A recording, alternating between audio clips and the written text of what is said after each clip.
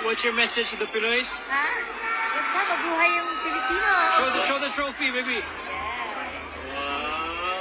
Congratulations, Bob. Mabuhay ang OPM. Billboard. Sarah Geronimo, na-renew yung fire sa puso ko, yung passion ko as an artist. Disclaimer, ang mga larawan o video na mapapanood nyo ay hindi pag-aari ng uploader. Ito ay ginagamit para sa isang impormasyon, credits to the owner. Hello guys, narito na nga ang ating hot trending topics for today's video na kung saan itong si Popstar Royalty Sarah Geronimo ay hindi pa rin makaget over sa saya at tuwa dahil sa natanggap nga niya ang pagkilala sa Billboard Woman in Music Awards 2024. Sa Instagram nga ng batikang singer ay ipinost niya ang kanyang video kung saan ay muli niyang pinasalamatan ang lahat ng tumutulong at umaalalay sa kanyang karera. Kabilang nga guys sa mga nabanggit niya ay ang kanyang G Production, Viva Artist, ang big boss na si Vic Del Rosario, ang kanyang fans, pati ang Mr. na si Matteo Gatticelli. To my husband, siya talaga yung nag-push sa akin to go here and personally accept my award. Siya yung nagbigay sa akin ng confidence pagbubunyag pa ni Sarah Geronimo. Pagpapatuloy pa nga ni Sarah sa Billboard Philippines, maraming salamat for choosing me to represent our country. Ang OPM at lahat ng ating napakahusay na Pinoy artists, para po sa inyong lahat ito. It's truly an honor na i-represent kayo at ako ang napili ninyo. Sa sobra kong overwhelmed, hindi ko ma-explain yung emotion. Lahat ng nararamdaman ko during the event, say pa niya. Dagdag niya, parang na-renew yung fire sa puso ko, yung passion ko as an artist at ang paniniwala ko, lalo sa ating mga Pilipino na kayang-kaya natin na talagang to really go further at uplift pa ang talagang ma-recognize, ma-showcase ang Filipino world-class talent on a global stage. Aniya pa, kayang-kaya natin if we will just support each other and uplift one another. Walang crab mentality, suportahan natin ang isa't isa.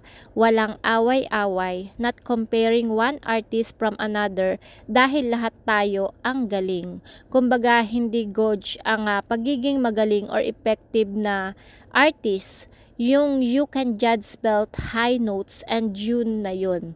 That stop there. Paliwanag pa nga niya, diverse ang music, ang daming facets ng music. Kailangan talagang pagyamanin natin yan at embrace natin ang Filipino talent kahit na ano ang genre, pop, rap, hip-hop, jazz, rock, lahat i-embrace natin ang vastness ng music. Thank you Billboard Philippines. Mabuhay ang OPM, aniya pa nga sa kanyang post. Para nga guys sa mga hindi pa aware, gumawa ng kasaysayan si Sarah bilang kauna-unahang Pilipino na nabigyan ng parangal ng Global Force Award mula nang magsimula pa ito noong 2007. Ang awarding ceremony ay nangyari noong March 7 sa YouTube Chatter sa California. Naka-level ni Sarah G sa natanggap na parangal mula sa Billboard's Woman in a Music Award 2024 sina Kylie Minogue, Australia, Karol G, Colombia, Charlie XCX at Pink Panthers, England, New Jeans, South Korea, Thames, Nigeria, Luisa Sonsa, Brazil, Annalisa, Italy, Yang Miko, Puerto Rico, Marin Morris, Ice Spice at Victoria's Monet, USA. Na-interview nga ang YP ni Matteo Gatticelli sa blue carpet ng awards night ng mga host na sina Rania Aneptus at Lily Singh. At dito nga niya nabanggit ang pangalan ng inang si Mami Divine Geronimo. Good evening everyone, I'm Sarah Geronimo from the Philippines. Hello po sa mga kababayan ko. Maraming salamat for being here, for giving your support, ang pagpapakilala nga ng aktres sa kanyang sarili. Thank you Billboards for celebrating women in music and of course for giving our countries this meaningful recognition.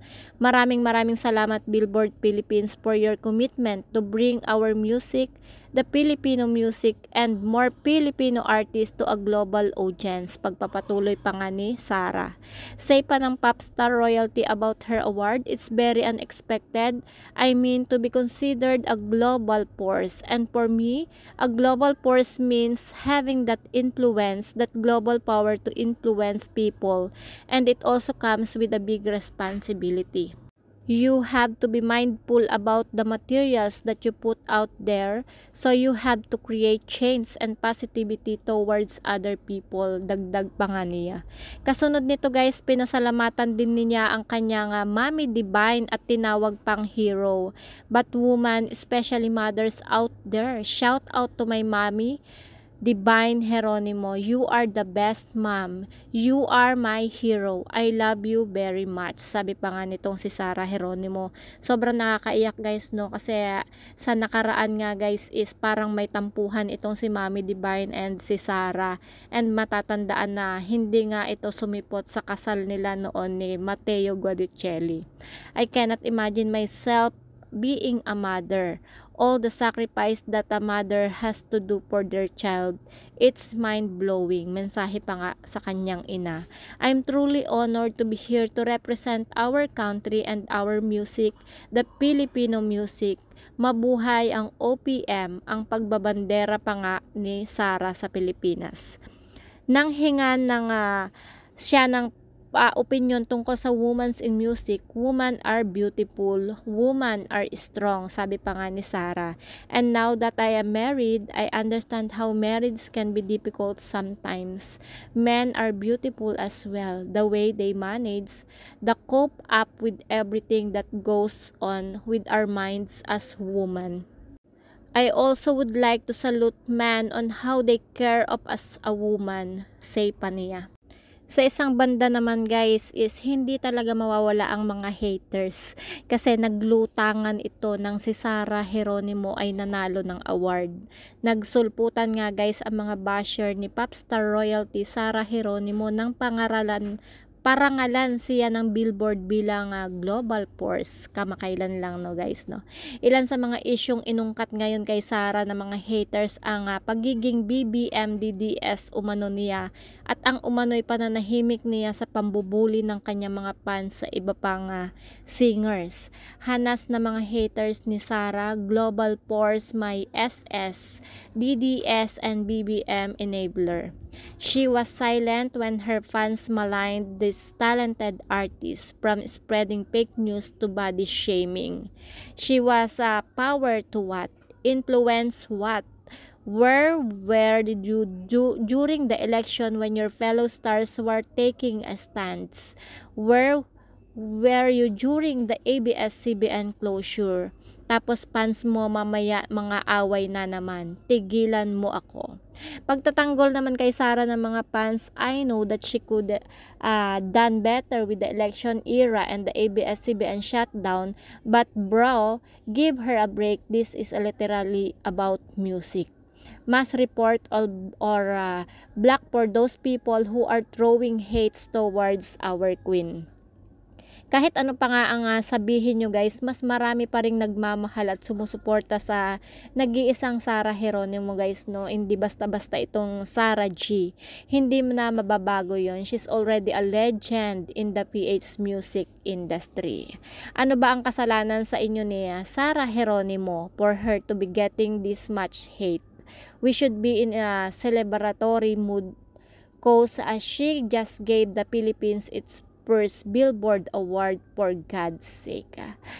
So, yun nga guys, no, once again, congratulations, Sarah G. Napaka-sexy naman talaga at super stunning sa kanyang napakagandang gown. Very proud kaming mga Pinoy sa iyo. The very first full-blooded Filipino to recognize and receive Billboard's Global Force Award. Once again, congratulations. So that's it guys for our hot trending topics for today's video na kung saan nga itong si Sarah Geronimo ay nakatanggap ng award, Global Force Award. So, yun nga guys, kung ano ang inyong mga komento or kung ano ang inyong mga suggestion, just comment down below. At kung hindi pa kayo nakasubscribe sa aking YouTube channel, kindly hit the notification bell, like, and share. Maraming salamat sa inyong lahat sa walang sawang panunood ng aking video. And God bless. Mag-ingat po ang lahat.